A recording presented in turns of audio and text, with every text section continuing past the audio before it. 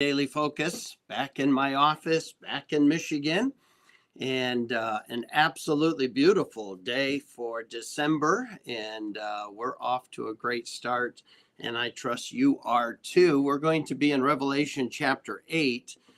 And all of these alliterations are straight out of the text, and that is that there is a silence.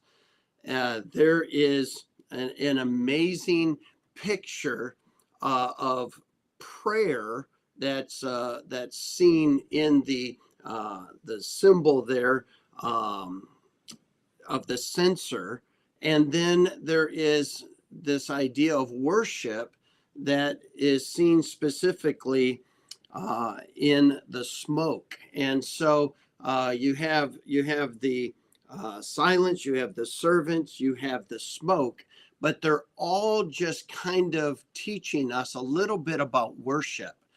Remember that worship is worthship. It is definitely rooted in demonstrating value.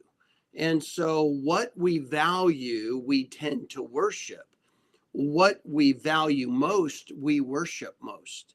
And if you really want to see what you worship most, God says, where your treasure is, there will your heart be also.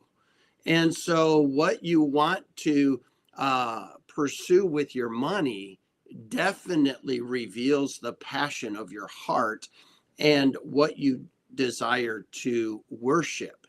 And so, oftentimes we can step back and look at our calendar, look at our checkbook, and we can probably identify what it is we value most.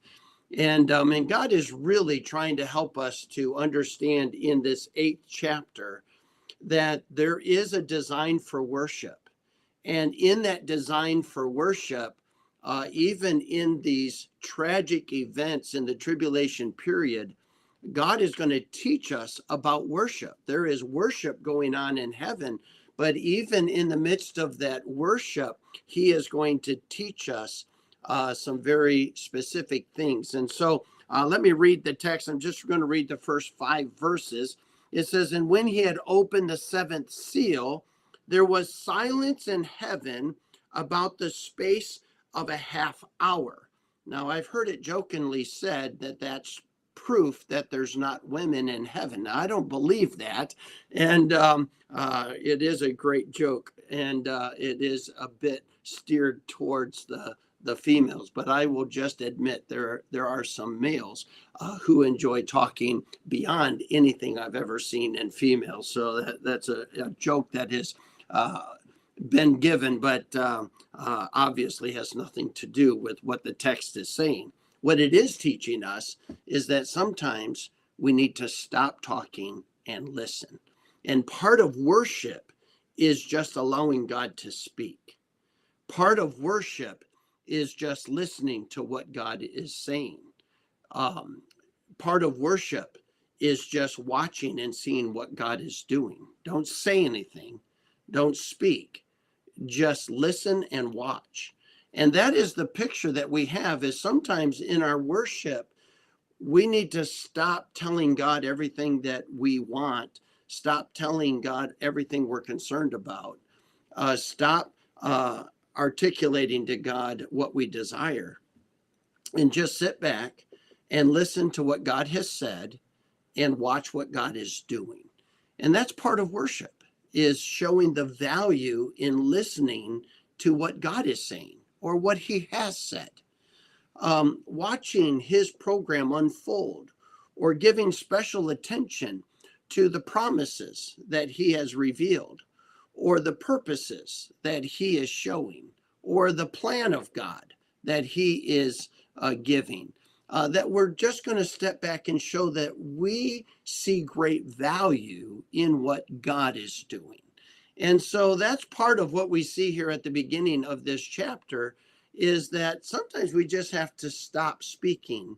We need to sit back in worship and listen to God and watch what God is doing, and take a step back and take it all in.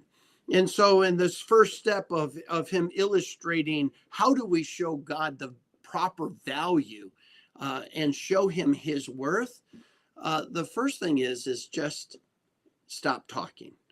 Just sit back and listen to what God has said, what he is saying, what he is unfolding for us, and just watch it and look at it and try to take it in. That's part of worship. And then the second part, he says, and I saw 7 angels which stood before God, and to them were given 7 trumpets. And another angel, and this one's not really well defined. It actually may be almost like the Old Testament picture of the angel that's representing Christ. It could actually be representative that way. And another angel came and stood at the altar, having a golden censer, and there was given unto him much incense, that he should offer it with the prayers of all the saints upon the golden altar, which was before the throne. So here we see the servants gathering around the throne, and an angel is going to take the lead. And what do we see in this aspect of worship? And that is prayer. Prayer is an essential part of worship. It is our opportunity to praise God. It's our opportunity to adore God. It is our opportunity to submit to God.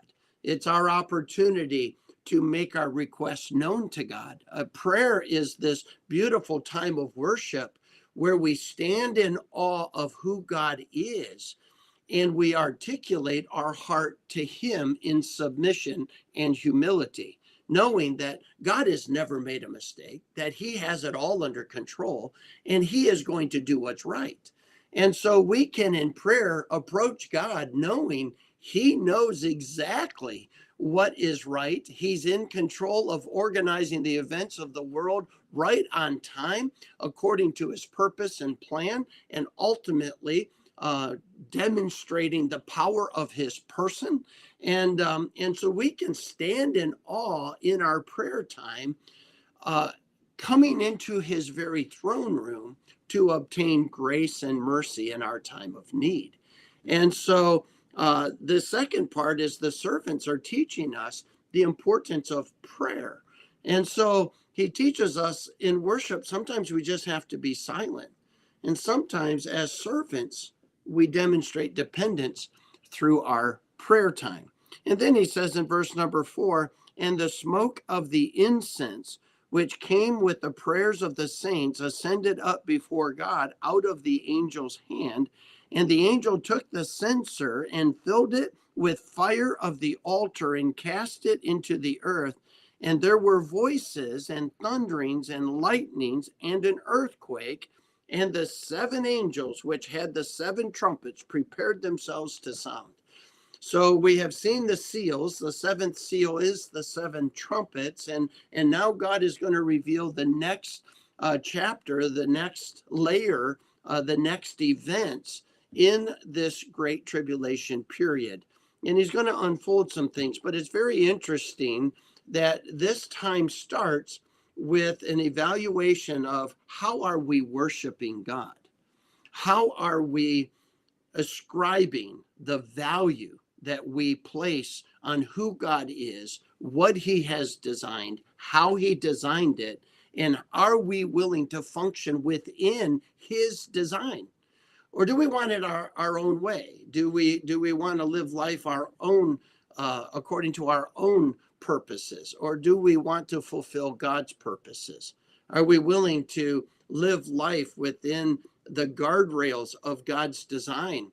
Or do we want to violate those rails by doing our own thing? Well, that's not worship at all. Worship is showing value to God. We do that by silently sitting in awe of who he is and listening to what he has to say and watching with observance what he is doing. And then it includes our articulation of praise and petitions to God, claiming the promises that he has given. And we see that in the servants in their prayer.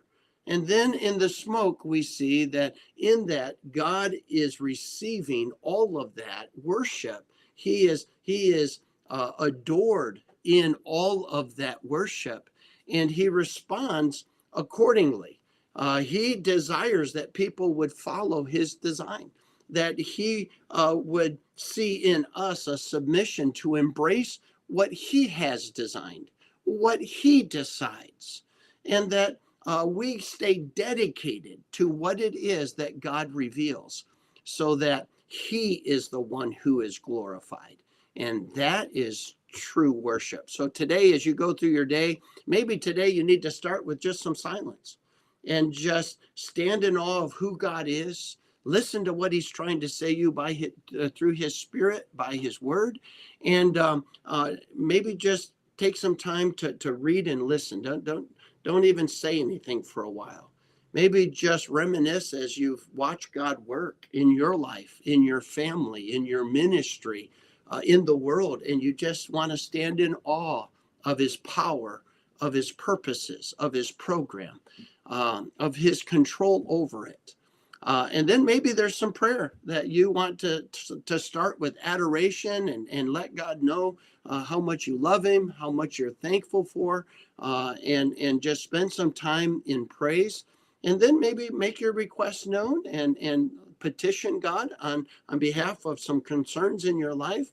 But as you do that, you come to this amazing reality that God is pleased that we worship the way he designed worship to go.